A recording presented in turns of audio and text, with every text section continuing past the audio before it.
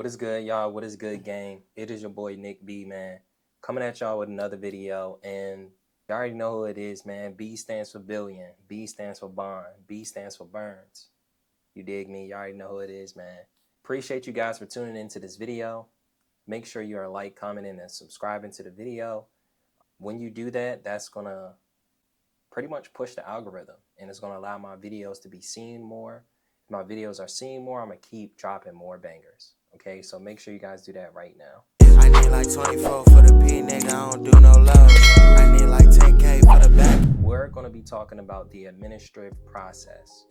In this video, I'm going to take you through the steps on the different letters that you need in order to do debt validation, discharge your debt, file a claim, go after the debt collectors, sue credit bureaus. We're going to be talking about the administrative process in order for you to do those things. Now, before we dive into this is not legal advice, okay? This is not financial advice. I'm only providing this information for informational purposes and educational purposes, right? So my goal is to educate you guys on the information that is already out there, that is already available for you to actually see, all right? So starting off, when you start the administrative process, okay, let's just say you start with a 1099, all right? First thing you want to do is you file your 1099, you make sure you get an acceptance. You want to create a negotiable instrument first, all right? Or let's just say you do the coupon for minutes. The coupon is super effective, but you have to make sure you do it the correct way. Make sure you take a look at 31 CFR 328.5. All right, I think that's it. Let me look that up real quick. Yes, that's right. I just looked it up. All right, 31 CFR 328.5 through 328.6. You'll learn how to do the coupon. It's going to tell you exactly how to put it together. All right, so let's just say you do a coupon or you do a 1099. You want to make sure you develop and create your negotiable instrument before you even decide to challenge the company on why the debt should be discharged.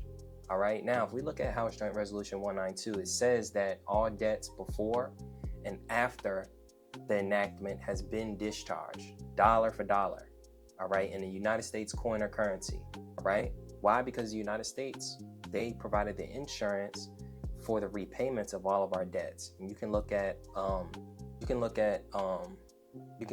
31 USC 5118. That one is going to talk about an obligation, any obligation containing a gold clause or governed by a gold clause, which is typically most of the bills or any consumer credit transaction, is discharged on payment, dollar for dollar. All right, so that's in that law there. So if you want to take a look at that law, that's your reference right there. But before you even challenge them on these things, all right, you must set it up with a negotiable instrument. All right, so let's say you use a 1099. I prefer the 1099 because the 1099 is super effective. It provides the best proof, and if you were to go in court with a 1099, they would have to prove that 1099 didn't discharge the debt. All right, as a matter of fact, the 1099 just record the certificate of indebtedness. So it's not even an argument once you show that in the court or in arbitration. But before you go into arbitration, you need to take that 1099, wait for it to get accepted by the IRS. IRS will send you an acceptance in about 7 to 14 days. All right, sometimes it may take longer. If it takes longer, maybe you need to resubmit it, or maybe you need to check to see if you filed it correctly. Also, you want to make sure you file it correctly because they'll send you back something saying frivolous filings, and you don't want to be caught up in that. All right, so make sure you're filing it correctly.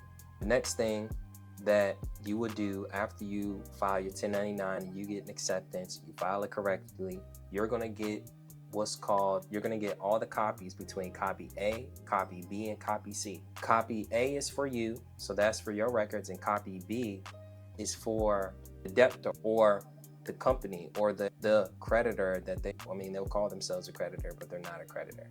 But copy B is for them. So you take copy B, you then want to start the administrative process by putting them on notice that you received an acceptance by the IRS. All right. Typically, it will be in a letter called notice of tender, where you're going to say something like, hey, I want to put you on notice that this is my legal tender to perform on the debt. This is supposed to set off the debt. All right. And I mean, you can look up a notice of tender template online. You can even look up a notice of tender template and use ChatGPT. If I need to make a video on how to do that, drop down in the comments below and I will do that. So you want to create a notice of tender. And what this affidavit is saying is, hey, look, I filed this with the IRS to set off my debt. The IRS accepted this filing. All right, I sent it to this address and now I'm sending it to you so that you can correct the ledgering of said account with this said tender. All right, you're just putting them on notice of the actions that you have taken as a good faith consumer. You are moving in honor, right?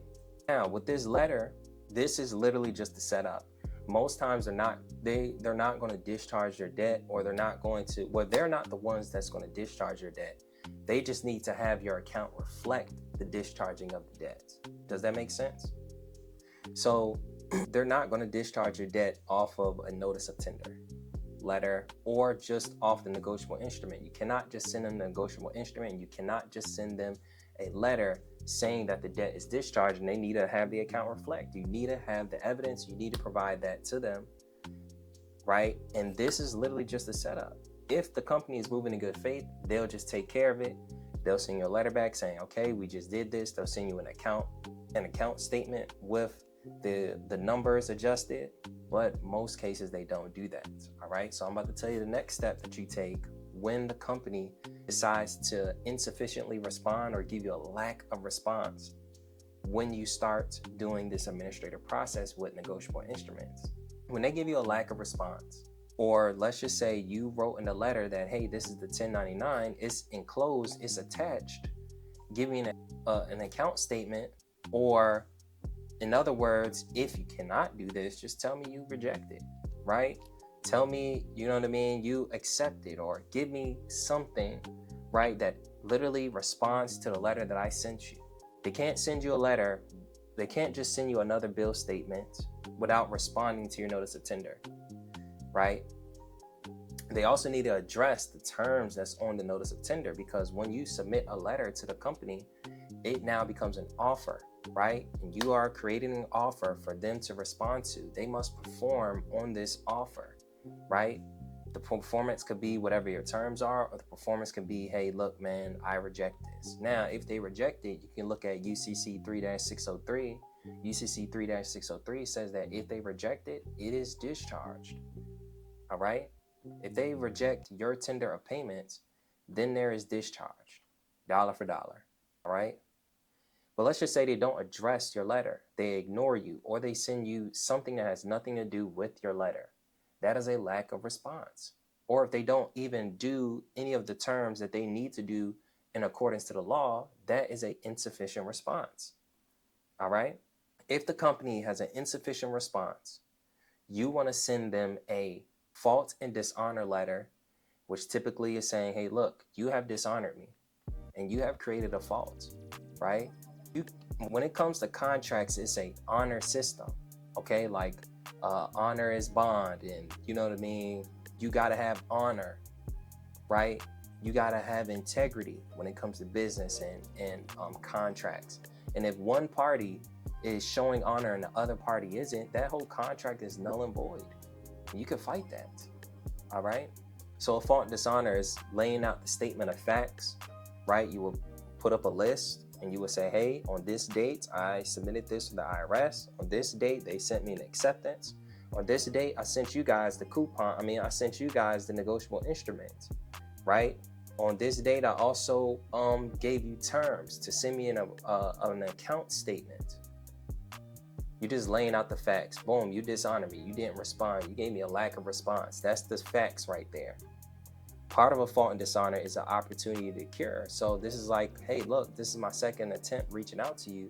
Maybe you missed the last letter. So instead of me going straight to court or trying to hold you accountable for that, I'll give you another opportunity to address my problems, address this debt, address this dispute before I take it to court. Now, if you don't address it in the second letter, then you have 10 days to reply. If you don't address this, then I'm just going to assume you acquiesce. I'm just going to assume the case is closed. All right. I'm just going to assume that you are going to continue to move in bad faith and do bad business. All right.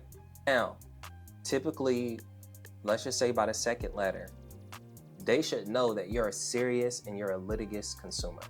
All right.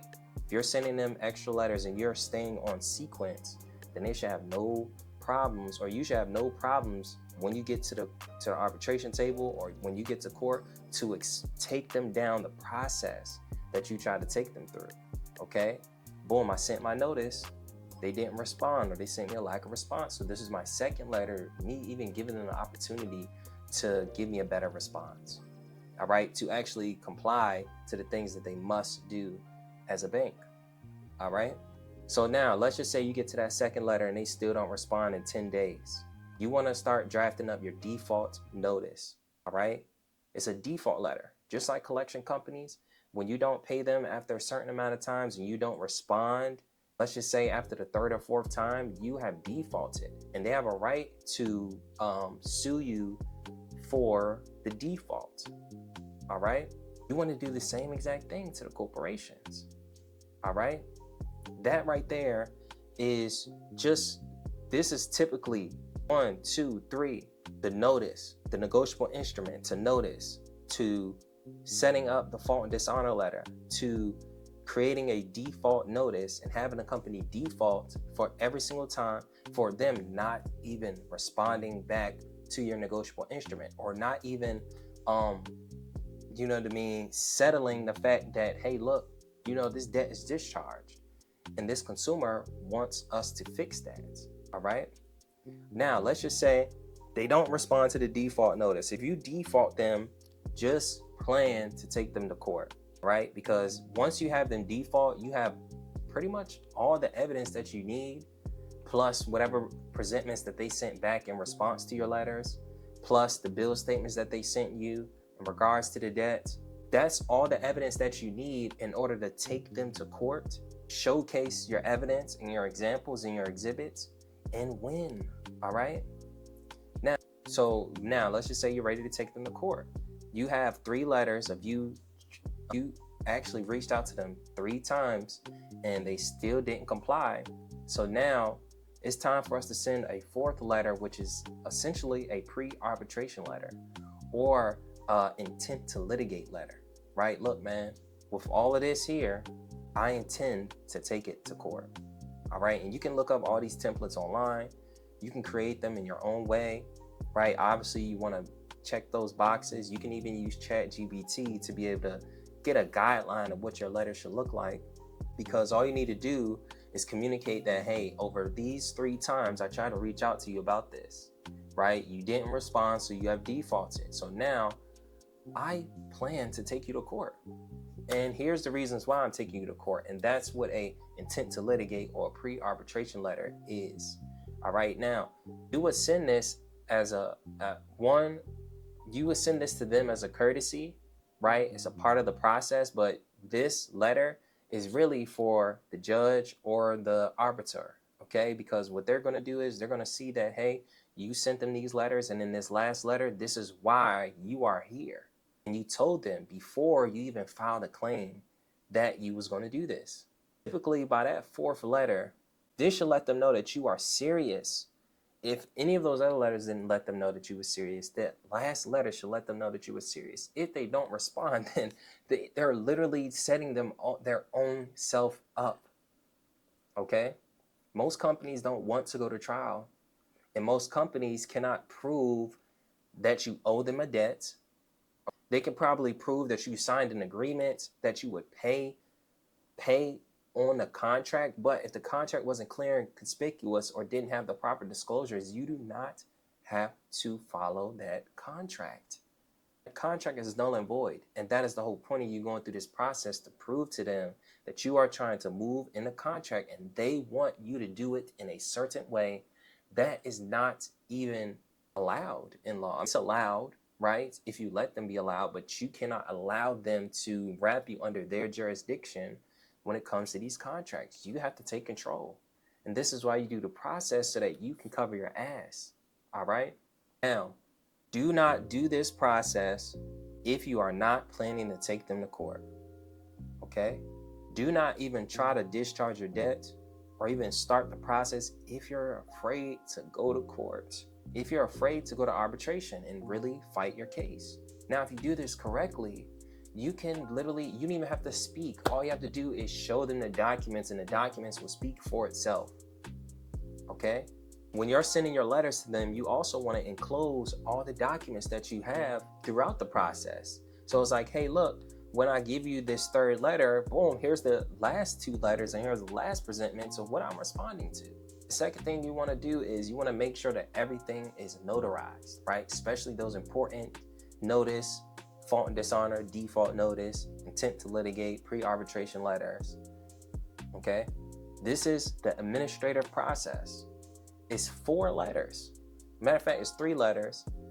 Well, 4 letters, okay? Because that 4th letter is super important in order for them to take you serious. And if you do not take them through this process, you can fill out a negotiable instrument. You can do a 1099. You can do any IRS form. You can do all this stuff. And if you cannot communicate what you're doing as a consumer, you won't discharge your debt, unfortunately. And as much as I want you to discharge your debt, right, I created an entire program that teaches you how to remove debts, teaches you about the administrative process, teaches you about consumer law, so that if you ever get in a position where you need to protect yourself as a consumer, you know what codes and what laws to actually go to. You know what to challenge the corporations on. Okay. So what I'm gonna do is down below, that's gonna be the link for you to actually learn how to do that.